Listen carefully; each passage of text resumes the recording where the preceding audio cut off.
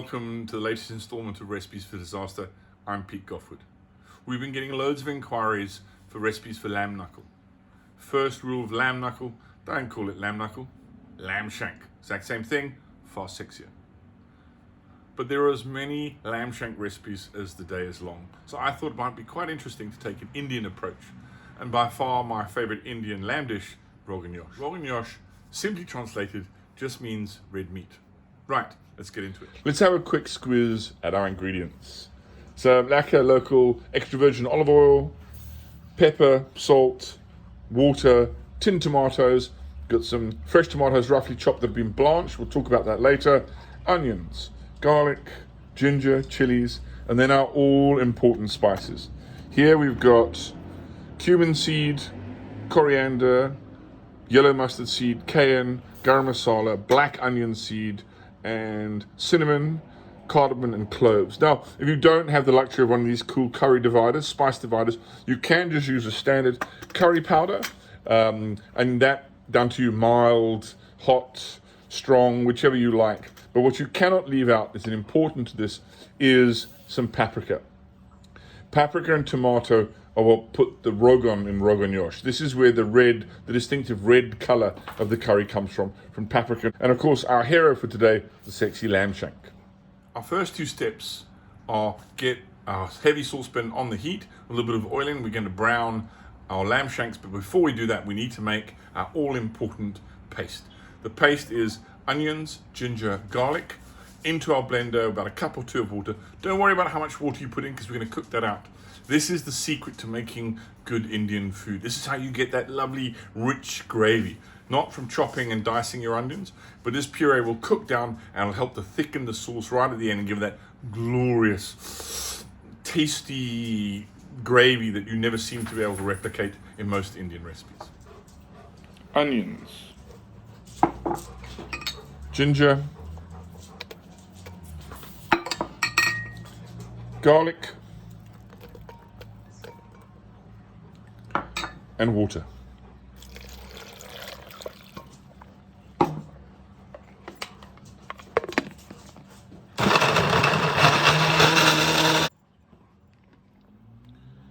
Perfect. Just season our lamb shanks, a little bit of salt and pepper.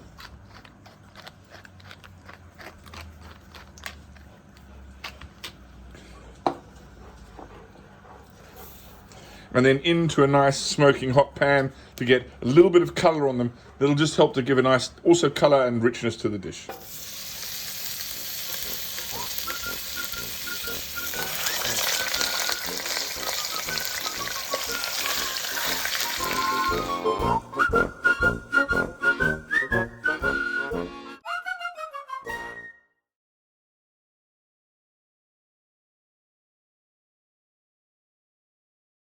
We've got a fair bit of colour on our shanks, so let's get these out of the pot into a clean dish. Yeah, a lovely bit of colour there.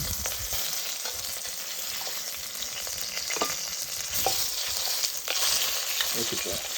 Now, the all-important spices, particularly if you're going to cook with actual seeds like I am, this is where they go into the pot. Make sure you turn the heat down a little bit so they don't fry too quickly.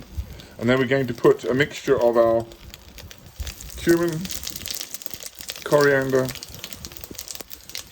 mustard seed, black onion seed, cinnamon, and the all-important clove and cardamom. Let's get a little bit more cumin in there.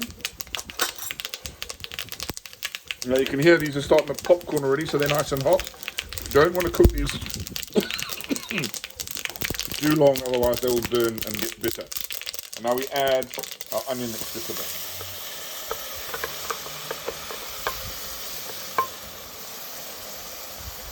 Now, if only you could smell what I'm smelling now. This waft of ginger and garlic and onion mixed with all of these fried herbs or fried spices really is the essence of what this Indian cooking is all about. You really are getting this beautiful fragrance. And we're going to let this cook down a bit because This is where I say it doesn't really matter how much water you put in to your mix with your onions and your garlic, because we're going to cook all of that water off. So we're going to cook this off, and then we're going to add our tomatoes, and then put our lamb back into the curry, and we'll let it do its thing.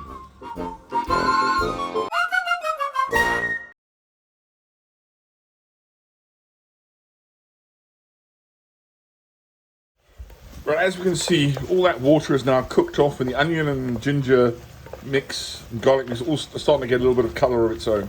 All that water is cooked out, and now we're getting this lovely fragrance of frying onions, ginger and garlic. Now to add some dry spices, we're going to put a little bit of the garam masala in. Add your dried curry powder here, and our all-important paprika. We're looking at quite a bit of paprika. It's probably about 3 tablespoons of paprika.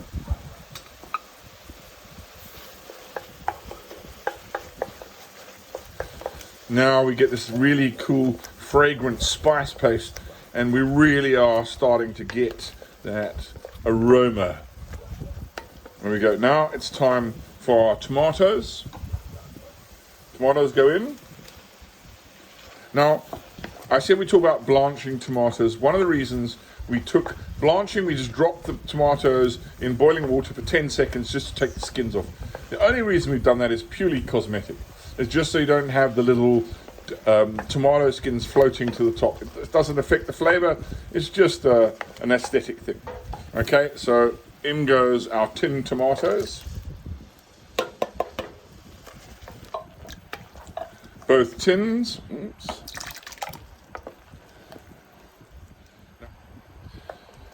And as you can see, these fresh tomatoes in here, I've had these out on the table, and they're super ripe. They're going to break down and help to thicken the sauce. This is quite thick. Now this is where we're going to add the chilies.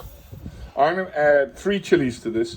Now I like to keep them whole because you get the slow burn from them, but then you can also remove them afterwards, that you don't have to bite into a whole lot of chili. You can easily take them out of the curry later. So now we're going to put our shanks back into the pot.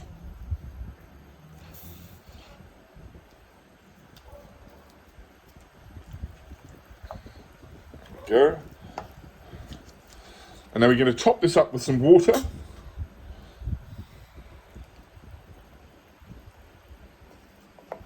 Just so we can cover our shanks. That water is going to cook off, and we're going to get back down to our nice thick sauce. So the whole idea for this is if we don't want it to burn, so we want this lamb to cook. This lamb's going to cook for about 2 hours. So now it's nice and liquid. We'll cook this covered at a simmer, a very slow rolling simmer, for about 2 hours. But the last 2 of that 2 hours, the last half hour, we're going to take the lid off and let it reduce. So now we let it do its thing. So our curry is looking glorious. Last 30 minutes without the lid on, and it really has thickened up quite nicely. I'm going to turn this off and take this off the stove for now. Now we're going to talk about starch. Traditionally, you could serve this with basmati rice, perhaps roti, or some naan bread. For those of you who are banting, we're going to give you the option of cauli rice. Now, cauli rice maybe not something everyone has to hand, but I'm going to show you a quick and easy way to make your own cauli rice. So what we've got here is a standard grater and half a head of cauliflower, and here we go. A couple of seconds and we have our own cauli rice ready to go. Look at that. Now, I know for you people who are banting, it's important. So here's an option. Instead of paying 35 Rand for an entire bag of cauli rice, rather pay 15 Rand for a head of cauliflower and grate it yourself. So I'm just using butter as opposed to oil for this, just to infuse a little bit more flavor into our cauliflower. We're just gonna warm our butter up, get it to a little bit more bubbly so it's a little bit hotter. Try and get that little sort of beurre noisette going to add that little nutty flavor, which works beautifully with cauliflower.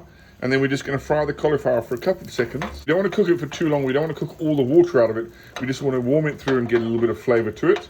And then we're going to add that to our bowl and serve it with our luxurious lamb shank curry. Butter is starting to foam. This is what we want. You start to get that lovely, almost hazelnut smell off of the butter. That's when we're ready to put our cauliflower in.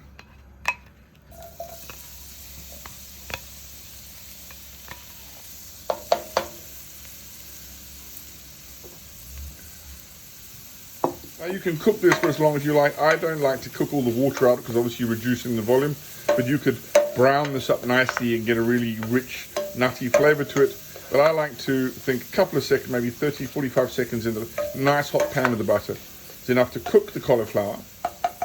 Basically what you're after is you're wanting this to soak up the beautiful juice in the curry. That'll do it.